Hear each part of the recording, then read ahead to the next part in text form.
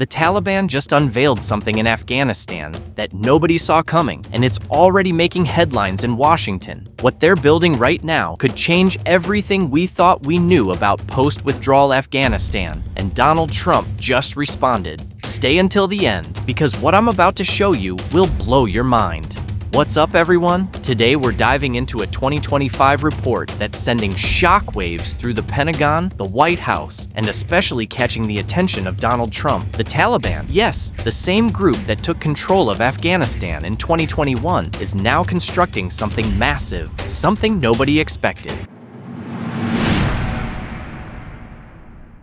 Section 1. The Discovery. So, here's what we know. Intelligence reports from early 2025 have revealed that the Taliban isn't just governing Afghanistan, they're building. But this isn't your typical infrastructure project. We're talking about a large-scale construction initiative that's raised eyebrows across the globe, particularly in the United States. According to sources close to the situation, the Taliban has been working on developing major industrial and economic zones in key Afghan provinces. They're talking about mining operations, potential trade corridors, and even manufacturing facilities. This is happening while the rest of the world assumed they'd be struggling just to keep the lights on. Now, let me break this down for you. We're seeing reports of massive excavation sites in provinces like Badakhshan, Ghazni, and Helmand. These aren't small operations. We're talking about heavy machinery, workforce mobilization, and what appears to be foreign technical expertise on the ground. Satellite imagery has confirmed significant construction activity in areas that were previously untouched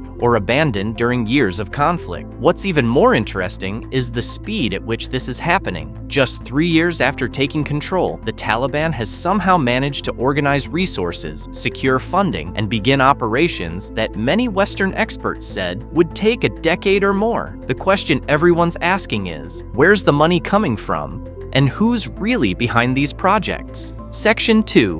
Why this matters to America. Now, you might be thinking, why should Americans care what the Taliban builds in Afghanistan? Well, here's the thing. Afghanistan sits on an estimated $1 to $3 trillion worth of untapped mineral resources. We're talking lithium, copper, rare earth elements, the exact materials needed for electric vehicles, smartphones, and military technology. For decades, the United States knew about these resources but couldn't fully capitalize on them due to ongoing conflict. Now, the Taliban is reportedly making deals with countries like China, Russia, and Pakistan to extract and develop these resources. That's a geopolitical nightmare for Washington. Section 3. Donald Trump's response. And this is where Donald Trump enters the picture. In recent statements from 2025, Trump has been vocal about what he calls Biden's Afghanistan disaster and how it's now allowing America's rivals to benefit from resources that could have strengthened U.S. interests. Trump's position is clear. The withdrawal was mishandled, and now America is watching from the sidelines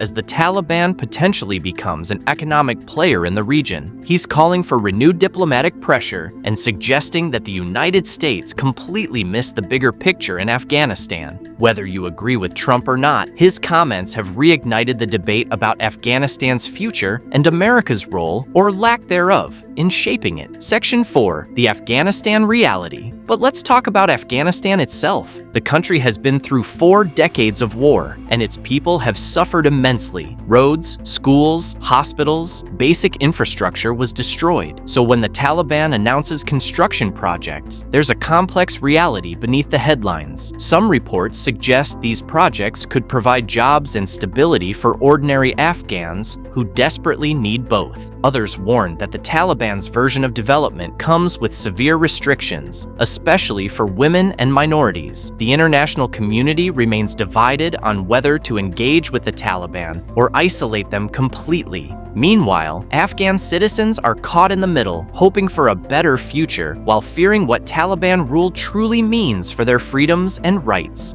Section 5. The global implications. The great power competition. Here's what makes this story global. What happens in Afghanistan won't stay in Afghanistan. If the Taliban successfully develops its natural resources and strengthens ties with China and Russia, it could reshape the balance of power across Central Asia. The US loses influence, China gains a foothold, and Russia expands its reach. Meanwhile, Pakistan faces both opportunity and danger, and Iran watches carefully from the West. It's a geopolitical chessboard, and surprisingly, the Taliban is playing bold moves. Central Asia has become one of the most strategic regions of the 21st century, a crossroads between Europe, Asia, and the Middle East. Whoever controls it controls trade routes, energy, and influence. It's the new great game, just like the old British-Russian rivalry, only now it's Beijing, Moscow, and Washington competing for power. China's Belt and Road Initiative puts Afghanistan right at the center. If the Taliban delivers even a hint of stability, Afghanistan could become a key link between China and Central Asia, extending the China-Pakistan economic corridor straight through Kabul.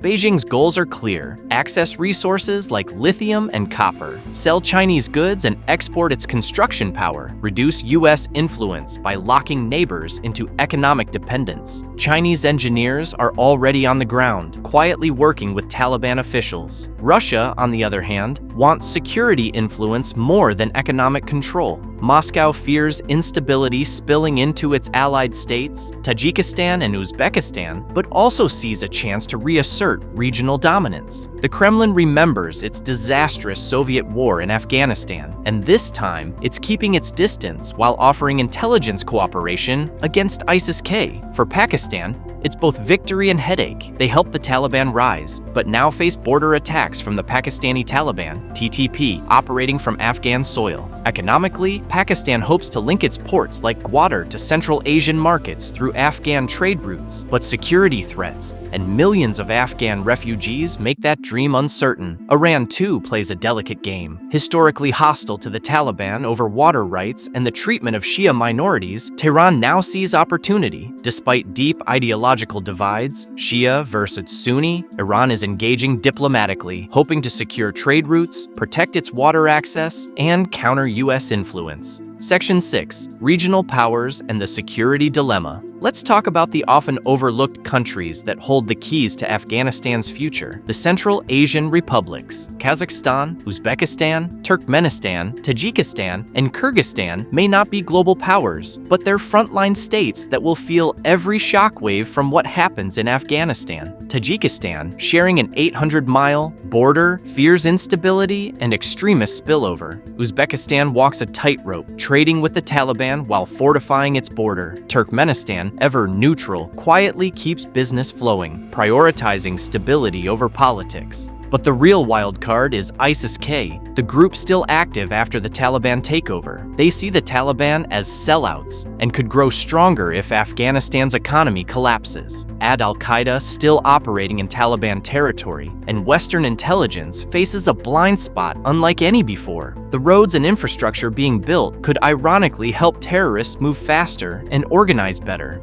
Europe and NATO see Afghanistan as a major setback, worrying about terror threats, refugee surges, and lost influence after 20 years of investment. And behind it all lies the drug trade. Afghanistan once produced over 80% of the world's opium. The Taliban banned it in 2022, but if money dries up, that ban might not last. Then there's the climate and humanitarian crisis, drought, hunger, and millions in need. Aid groups want to help but risk legitimizing a regime that silences women and limits their operations. It's a moral and logistical nightmare. In short, Afghanistan's reconstruction isn't just about roads and buildings. It's about regional power, terrorism, money, and survival. Every move echoes across Central Asia and the world.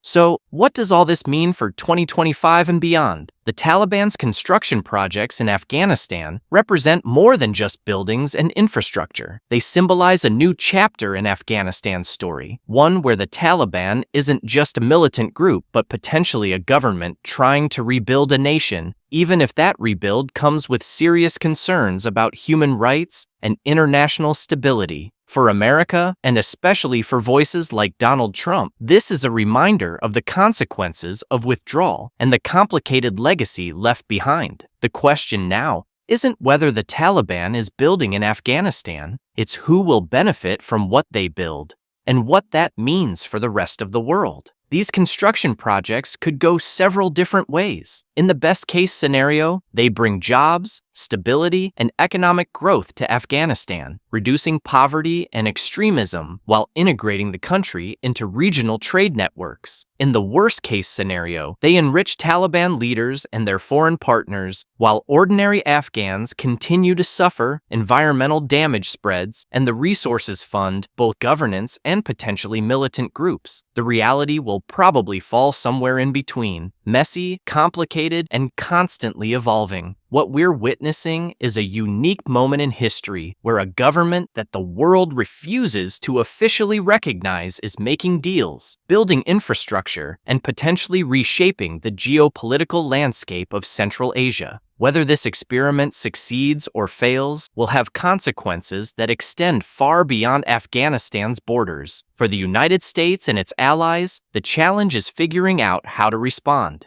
Complete isolation of Afghanistan could push the Taliban further into the arms of China and Russia, but engagement risks legitimizing a government that violates basic human rights. There are no easy answers, only difficult choices with uncertain outcomes. One thing is certain: Afghanistan will remain a focal point of international attention in 2025 and beyond. The construction projects we're seeing are just the beginning of a longer story about resources, power, and the future of a country that has been at war for over 4 decades. Whether the Taliban can transform from an insurgent group into a functioning government capable of developing the nation remains one of the biggest questions in international relations today. What do you think? Should the United States be concerned about Taliban construction in Afghanistan? Or should America stay out of it completely? Drop your thoughts in the comments below. If you found this report valuable, smash that like button and subscribe for more deep dives into the stories that matter. I'll see you in the next one. Peace.